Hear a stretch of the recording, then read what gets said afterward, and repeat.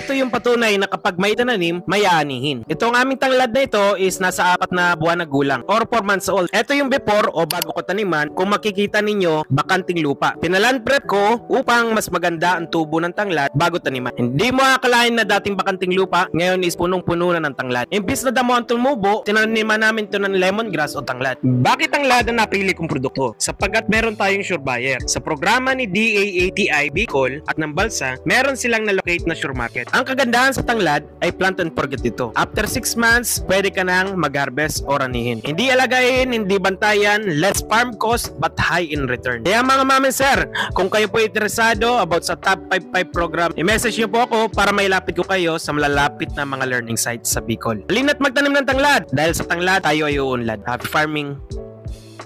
Ito yung patunay na kapag may tananim, may aanihin. Ito ang aming tanglad na ito is nasa 4 na buwan na gulang or 4 months old. Ito yung before o bago ko taniman. Kung makikita ninyo, bakanting lupa. Pinaland prep ko upang mas maganda ang tubo ng tanglad bago taniman. Hindi mo akalain na dating bakanting lupa, ngayon is punong-puno na ng tanglad. Imbis na damo ang tumubo, tinaniman namin ito ng lemongrass o tanglad. Bakit tanglad ang napili kong produkto? Sapagkat meron tayong sure buyer. Sa programa ni DAATI Bicol at ng Balsa, meron silang na-locate na sure market. Ang kagandahan sa tanglad ay plant and forget ito. After 6 months, pwede ka nang mag-harvest o ranihin. Hindi alagayin, hindi bantayan, less farm cost but high in return. Kaya mga mami sir, kung kayo po interesado about sa Top 55 program, i-message nyo po ako para mailapit ko kayo sa malalapit na mga learning sites sa Bicol. Halina't magtanim ng tanglad dahil sa tanglad tayo ay uunlad. Happy farming!